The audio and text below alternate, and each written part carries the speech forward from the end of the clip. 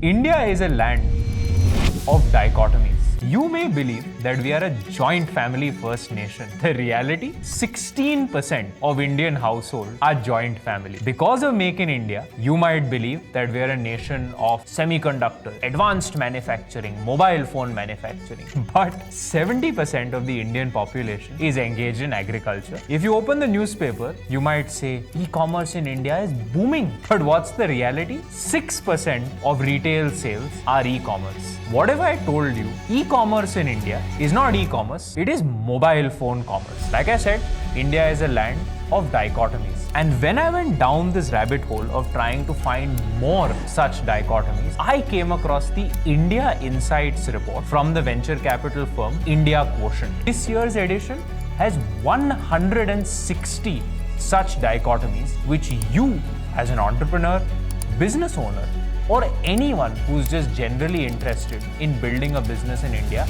absolutely should know. Welcome to Breakdown.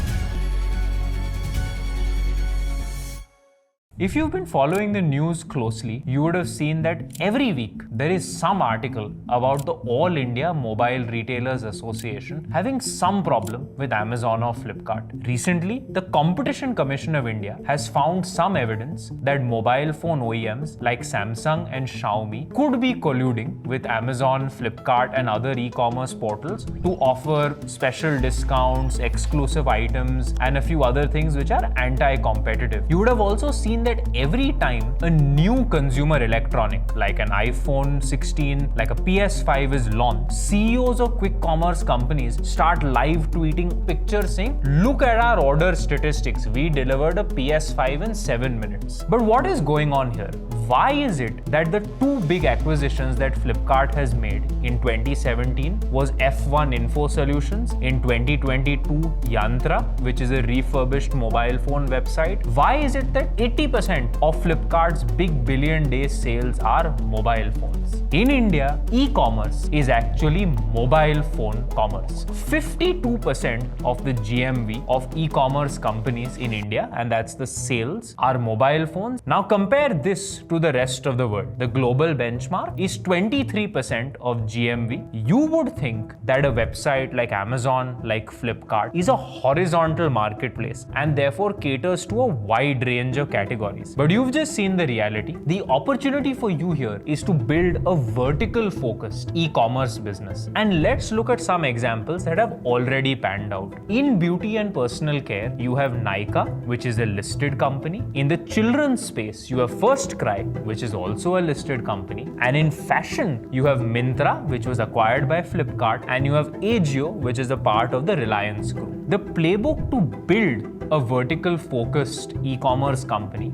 is obviously you first pick that vertical, but then you build a very large assortment or catalog, which if you think about it is exactly what Nykaa, First Cry, Myntra and Ajio were able to do in their respective verticals or categories. Once you build this large and deep catalog, which a horizontal focused marketplace like an Amazon or a Flipkart, which is hiring one or two category managers, just cannot do, because you are laser focused on that vertical. The next step is to move into advertisement income, which is that brands or sellers will pay money to have their products listed on your marketplace, because your marketplace becomes the destination for that category. First Cry is the destination to buy anything for your child, and Nykaa might be the destination to buy beauty and personal care products. So think about a vertical that none of these players are attacking today, and that is your opportunity.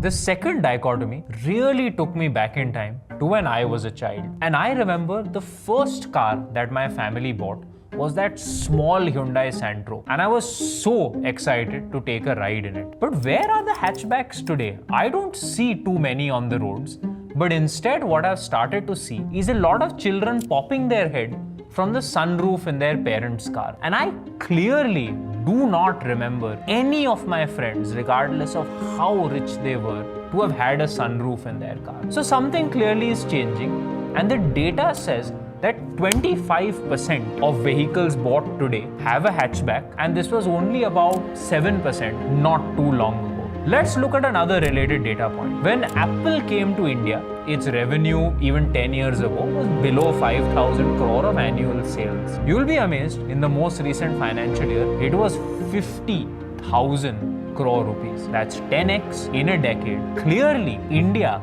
cannot get enough of expensive products. Whether it's an iPhone, whether it's a sunroof, we are ready to buy. And you saw this in iPhone 16's release. The queue to buy the product was already full outside the Apple store more than 24 hours before. Remember my point earlier that India is not really a joint family first country? The reality is that India has now become a Raja Beta or Raja Bitiya first country. There is a metric called total fertility rate, which says that for every couple, how many children are they producing? In the 1950s, the total fertility rate for India was 6.8. Now, I am sure your grandparents as well had more than 2, 3, 4, even 5 siblings. This was definitely the case in my family. Your parents' generation may have had 1, 2, or maybe at max 3 siblings. By the 1980s or 1990s, it had gone from 6.8 down to 4, and in our generation, which is the 2000s onwards, this total fertility rate has dropped to 1.91 or less. Now you'll be amazed, the total fertility rate, if it is below 2.1, means that gradually and over time, the population in the country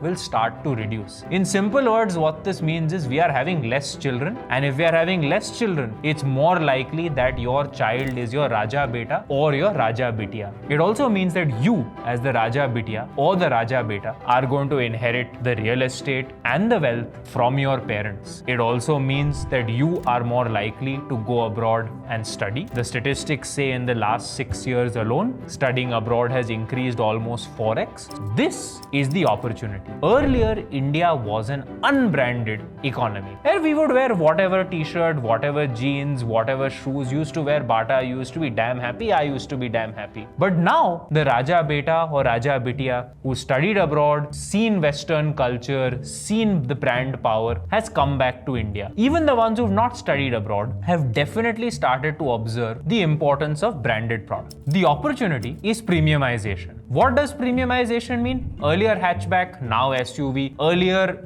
dad or grandfather gave you the watch. Today you are saving money for a Rolex timepiece. Earlier you used to go on a holiday. Now you are looking for an experience. Earlier you used to go to a restaurant. Now you are looking for culinary experience.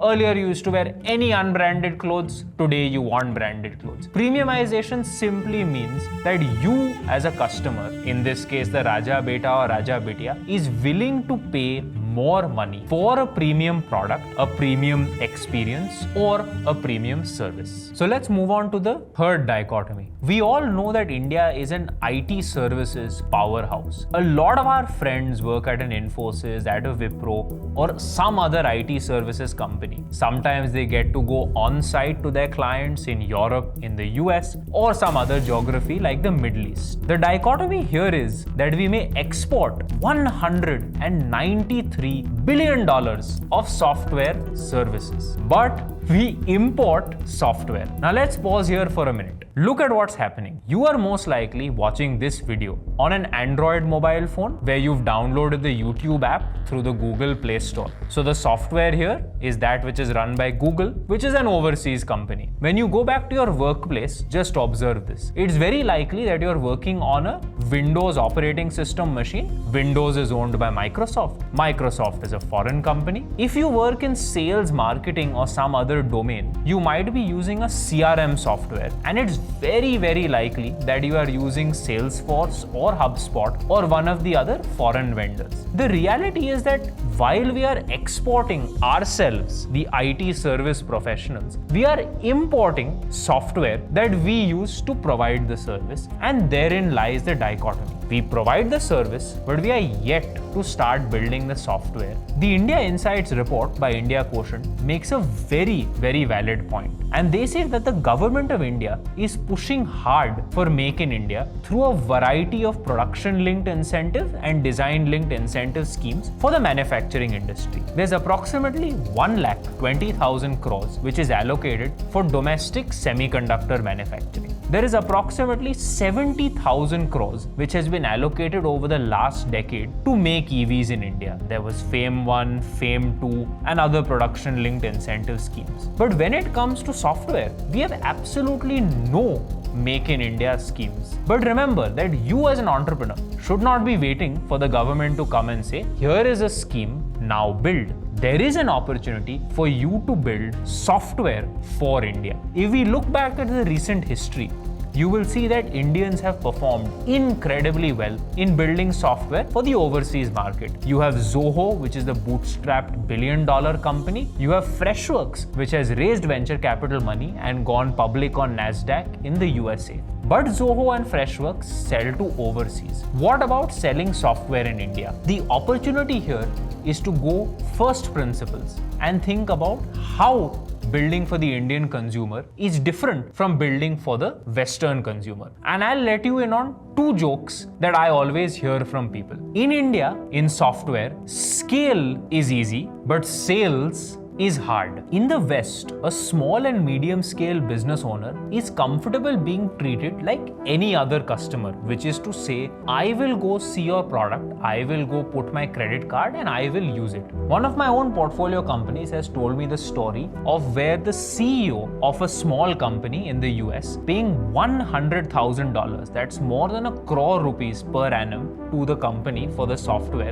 did not even want to get onto a phone call and was happy to set up everything themselves. So in the West, a small and medium scale business wants to be treated like a consumer and do it themselves. The joke here is in India, the small and medium scale customer wants to be treated like an enterprise customer. They want a relationship manager. They want someone to come to their doorstep to sell the product. They want someone to come and implement the software in their business. The same portfolio company founder of mine has told me that an Indian CEO of an Indian company paying approximately $10,000 a year for the same piece of software demanded exactly this: relationship manager, 24/7 support, and someone to come to the office to do a training session. This is what is difficult about building a software business selling to India. Selling is difficult. Customers do not have a high willingness to pay. Therefore, if you are building software for Indian consumers, you have to do some things a little differently. The first is you have to go mobile native, not desktop native. If you look at a number of Indian accounting or bookkeeping softwares, like a Pagar book, like a Khata book, these are designed to be mobile phone first because India is ultimately a mobile first economy. The next is that Indian consumers are still not at a point where they are super comfortable paying a subscription, and therefore a number of Indian software companies have figured out ancillary or additional revenue streams apart from just charging a subscription. For example, they engage in lending, they provide some form of working capital finance which allows them to make revenue. The third and final point is, in the West, you are able to get a large number of small and medium scale business owners, consumers, download your product, start using it by the virtue of running Facebook, Instagram, or Google ads. In India, the online ad channel will not work as well as going offline, working through affiliates. If you've heard of a company called Tally, most of their revenue comes through the chartered accountant sales channel, which means that Tally's own sales representatives are not selling the product to the end customer. It is a chartered accountant who's advising a company that promotes the use of the Tally product. The opportunity to build SaaS in India is that there are few companies going mobile first, thinking about ancillary revenue streams, and working through offline or affiliate sales channels. Now let's get into the fourth point. At the surface, it seems that the financial services sector in India is booming. Bajaj Housing Finance's IPO was subscribed 67 times over what was expected, and this is a company with a 50,000 crore market cap. In the last 8 years alone, PhonePe went from being an idea to being a company valued at $12 billion, and it does everything from merchant services to consumer payments to insurance to loans. And we've all seen what's happened with Paytm as well. When we look at the stock broking sector, grow reported 450 crores in profit after tax. Zerodha has gone and reported 4,700 crores of profit after tax. Wherever you go in India, it's quite likely that you, your friends or others are talking about the stock market. Wherever you go, you will see that a house has been taken on EMI, a car has been taken on EMI, someone has taken a gold loan. In the gold loan space, a company like Muthoot, which is listed, continues to grow despite headwinds from the RBI. So on the surface, it is that financial services in India is the hero. And the dichotomy that came out in the India Quotient report is that financial services in India is zero. Now, what do I mean by zero? Let's start from history. India is a land where zero was actually discovered by Aryabhatta all the way back in 500 BC. And you know what? In India, we love zero. Wherever you will go to buy some electronic devices, you will see the person at the shop, or you will see a big poster saying zero interest rate EMI. And it should not surprise you when I tell you that 7 out of 10 consumer electronic devices in India today are bought on zero interest EMI or some form of EMI. Now, what is the zero interest EMI? Everyone gets very scared of approaching this, but you will be amazed. Let's say you run a consumer electronics brand. Your product might be 10,000, might be 20,000, or maybe could be even more money. A lot of potential customers would say, oh man, I can't buy that for 15,000 rupees today because I don't have the money in my bank, or I just don't feel like buying it. You are missing out on sales. So what can you do? You can approach a bank, or you can approach the point of sale machine provider like Pine Labs and say that I, the device manufacturing company, is willing to offer a 3, 4, 5% discount if the customer is going to buy the product today. This gets packaged as a zero interest rate EMI. And it's quite often likely that if you buy a consumer electronics at a store, let's say a Chroma, and you ask the representative there saying, does the Pine Labs POS machine have a discount on my credit card? You can actually get a zero interest rate EMI. India is a land of zero. Now, this is a pain point of many payments companies. Globally, payments tends to be a super profitable business. You make 1%, 2%, 3% of every rupee or every dollar that the payment platform processes. In India, because of the decision made by the government of India and the NPCI, the merchant discount rate, MDR, which is this fee that a payment processor can collect, is zero. Let's go to the fifth dichotomy. This is the one where I always end up having an argument with someone, and I'm so glad we're making this video today. You can go share it with your friends who disagree with you. The word on the street is India is a God-fearing country. India is a risk-averse country. Our parents would only take a loan for the house. Our parents were scared of taking a credit card, and that is exactly what the data told us. The dichotomy is, that was India then. We were a risk-averse nation. Today, we are a risk-seeking nation. We have completely flipped. Risk-averse then, risk-seeking now. So what does the data tell us from the IQ India Insights report? In the last 18 months alone, 6 crore new Demat accounts have been opened. And I can assure you that this is not long-term investing. This is speculative, short-term trading. India's real money gambling, RMG industry, generates about 24,000 crores of revenue a year. And that's not a joke, guys. Dream11 has 200 million monthly active users, and their free to paid conversion, which is people who come to visit the product, download it, try it, to people who actually place real money on the fantasy sports league, is about 25%. So 1 in 4 people is paying for real money gambling in fantasy sports. Let's look at a few other points. In the last financial year, 10 crore loans have been issued as per the RBI statistics. According to the Department of Telecom statistics that have been aggregated from various mobile phone carriers, postpaid, which was earlier not existent, has now become 12% of the overall mobile subscriber base. By the way, 0 to 12% is no small feat. whatsoever. In the last 6 years, the number of credit cards outstanding have gone almost 3x. Now, I remember a point in India where wherever I would go, people would take cash out and pay in cash. It was very rare to see someone even take out a debit card, even rarer to see someone take out a credit card. If you removed a credit card, people used to actually say, is everything okay? Like, why are you doing this? Clearly, India is no longer risk averse, it is risk seeking. So the question that you would ask me as an entrepreneur or as someone who wants to take advantage of this risk seeking behavior that is now emerging in India is, what can we do? You might think that because these credit cards are issued, because these loans are issued, the opportunity is completely tapped out. I think the answer is something very different.